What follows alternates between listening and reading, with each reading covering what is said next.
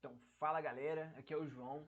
Muito bem, nesse vídeo eu vou estar compartilhando com vocês. Eu vou estar fazendo uma espécie de react, né, desse caso dessa menina que teve um AVC depois de fazer a prova do Enem.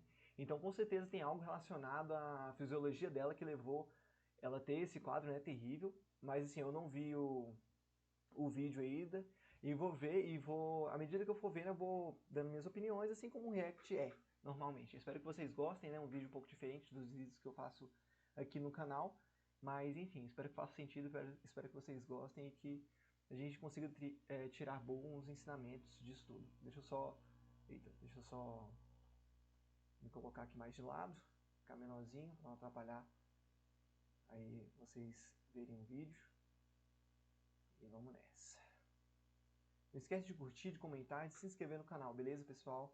E de dar o hype aí, que isso ajuda muito meu canal e me motiva bem mais, tá? Conseguindo avançar nesse meu projeto aqui de educação dentro do YouTube, em que eu falo sobre transformação de vida, hábitos, mentalidade, enfim, tudo relacionado a isso. Beleza? Então vamos aqui partir pro vídeo. 9 anos. Meu nome é Nicole e eu tive um AVC com 19 anos. Tudo começou quando eu fui fazer o Enem, e aí eu tinha achado que eu tinha ido muito mal em matemática. Então eu comecei a assistir uma série, How to Get Away with a Murder, a madrugada inteira. Não que isso tenha alguma coisa a ver, mas enfim. Como meus pais não moravam comigo, eles estavam lá só pra me acompanhar durante o Enem e tal. E aí eles já iam sair às 6 da manhã, aí pra voltar pra minha cidade. E aí meus pais saíram, e aí eu fui tentar levantar do sofá pra ir deitar, né? E aí eu caí.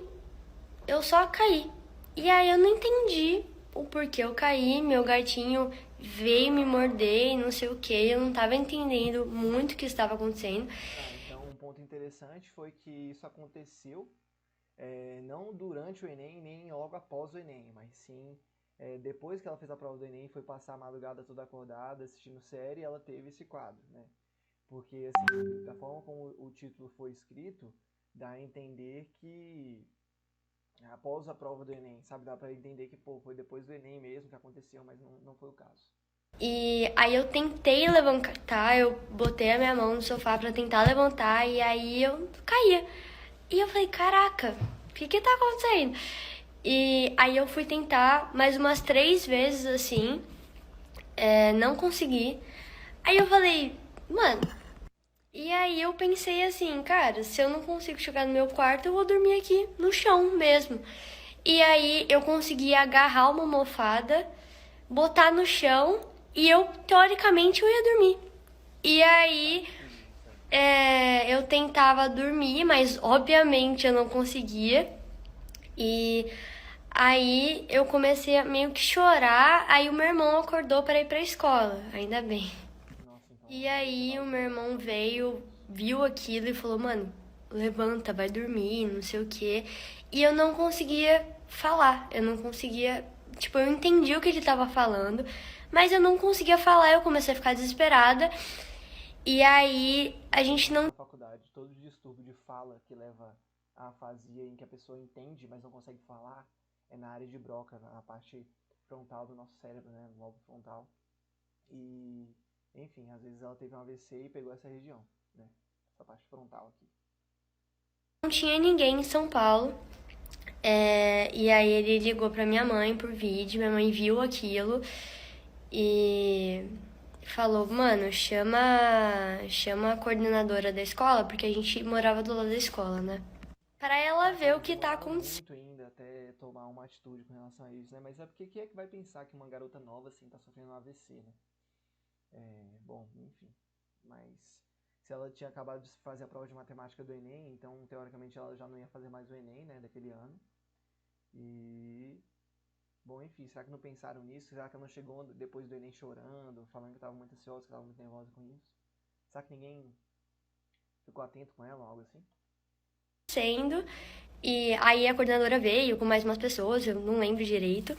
E aí chamaram a ambulância. E aí nesse momento, daí pra frente, eu só lembro de acordar no hospital e falar, cara, o que tá acontecendo?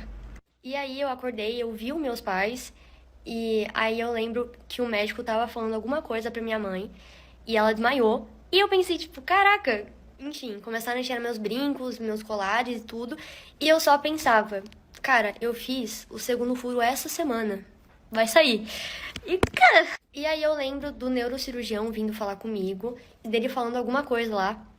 Eu descobri que era o neurocirurgião depois e só falando, cara, você vai dormir, não sei o quê. E eu pensei, cara, finalmente, vou dormir. E aí eu acordei na UTI, de Tá novo, sem brincando. saber o que estava acontecendo, não sabendo porque um lado do meu corpo não estava mexendo. E aí, sem conseguir falar também. E aí, a minha mãe falou pra mim, porque eu não lembrava dessas coisas, que eles me examinaram se eu conseguia deglutir, se eu... Tá. E agora eu tô em Valença. Enfim, muita coisa aconteceu nesse inteiro, desde o meu rosto até o meu pé, não mexi. E aí, no 8º dia, a minha perna começou a mexer, e aí tava eu e meu pai, e a gente ficou, ai meu Deus! Claro que eu não falava, né, mas... Ah! E a minha mão, assim, até hoje ela não mexe tão bem, mas eu continuo fazendo físio e tudo. E aí, chega ao ponto, assim, eu era destra, e aí eu tive que virar canhota, e agora eu me destra, não sei. E aí, eu comecei a fazer caligrafia com a mão esquerda. E, assim, foram 6 meses até eu entrar na faculdade, porque eu passei um mês no hospital. Aí eu saí no Natal, porque foi... Calma, calma. Foi dia 29 de novembro de 2021. Aí eu saí no Natal, véspera de Natal. E aí eu entrei na faculdade em julho de 2022. E aí a minha TO fez algumas coisas que puderam me ajudar a recuperar o movimento da mão. É porque, assim, quando uma pessoa tem um AVC, a mão dela fica assim. E aí, isso aqui era pra eu dormir. E isso daqui era pra pintar a unha. Então, e isso daqui era pra eu colocar no pé. Depois eu posso gravar um vídeo mostrando como eu usava essas coisas. Cara, ainda bem que ela lidou com isso da melhor forma, né? Mas assim, e se ela já tá estudando medicina, ela vai entender do porquê que, por exemplo, só um lado do corpo dela ficou paralisado. Ela vai estudar sobre as vias, né? Principalmente as vias motoras ali, descendente a córtico espinal lateral. Caraca, muito louco como eu consigo lembrar dessas coisas. É, em que ela vai entender como o movimento dos membros dela ficaram prejudicados depois do AVC, que afetou, se foi na parte do córtex, se foi na parte ali, foi depois, antes ou depois da decussação, enfim. No caso, se ela teve um AVC do lado direito ou do lado esquerdo e a parte do lado direito dela ficou comprometida, foi porque foi depois da decussação, né? É,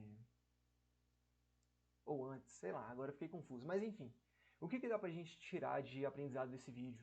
É que, cara, realmente, se você não controlar bem suas emoções ali pro dia da prova, se você não tiver um psicológico bem trabalhado para lidar ali com uma situação de pressão que é, cara, muito desgastante, que é muito ruim mesmo, sabe? O clima da prova do Enem não é um clima bom, não é um clima agradável. E para isso você precisa estar treinado, você precisa estar preparado. E aí vem a importância do equilíbrio emocional para você conseguir lidar bem com a prova. Com todas as questões que envolvem a prova, com saber fazer questões difíceis, saber fazer questões fáceis, com a relação entre ficar sentado, tipo, mais de 5 horas no dia, fazendo uma prova, o que você vai comer, se vai comer ou não, como é que você vai descansar depois da prova, sabe? Nem poucas pessoas falam disso e é extremamente importante que você treine isso antes de chegar no Enem para você não ter nada nesse sentido, né? E assim, poucas pessoas falam disso na internet, mas quantas pessoas têm crise de ansiedade no dia da prova? Quantas pessoas realmente passam mal ali, tem hipoglicemia no dia da prova, passam mal, não conseguem ser aprovados justamente porque há algum distúrbio ali, ou psicológico ou fisiológico dela ali, né? Afetou o desempenho dela a ponto dela não conseguir passar, entendeu? Então é nesse sentido que você precisa cuidar da sua preparação, desde agora. Porque, cara, você não pode deixar a sua aprovação, você constrói uma preparação perfeita, mas aí chega no dia da prova e você tem um surto lá. Pô, não faz sentido isso, entendeu? Aí você compromete toda a sua chance de ser aprovado e isso deve ser trabalhado assim desde o primeiro dia que você está estudando. E a primeira sessão de mentoria que eu abordo, que eu falo sobre a parte de mentalidade, eu já abordo sobre isso, exatamente sobre esse equilíbrio emocional que é necessário para que você chegue no dia da prova bem, sabe? E consiga fazer a melhor prova ali possível, né? Estando bem, estando consciente do seu processo, estando consciente que é um processo difícil, que é um processo, cara, que exige muito mesmo do estudante, mas que vale muito a pena depois que você consegue, entendeu? E depois que você pega o jeito também, vai ficando mais calmo. Bom, é sobre isso que eu queria falar no vídeo de hoje. Espero que vocês tenham gostado desse vídeo, que tenha feito sentido. E compartilhe aí comigo se esse vídeo ficou legal ou não. se vocês conseguiram tirar bons ensinamentos. E é isso, pessoal. Até a próxima e até amanhã, beleza? Espero que vocês tenham gostado desse vídeo. Tamo junto. Valeu. Fui. Não esquece de curtir, de comentar e de se inscrever no canal, beleza? E de dar seu hype aí, beleza? E se você tem interesse no processo de mentoria, só olhar no link da descrição, que eu estou atendendo alguns alunos ainda. Eu pretendo fechar as vagas um tempinho antes do Enem, justamente para focar em todos os estudantes que conseguiram entrar. E, enfim, eu olho para esse projeto com muito carinho, porque eu sei o potencial transformador que ele tem, beleza? Então, se você tem interesse, só trocar uma ideia comigo aí no Telegram, no Instagram, pra gente conversar mais sobre isso. É isso, pessoal. Valeu, tamo junto.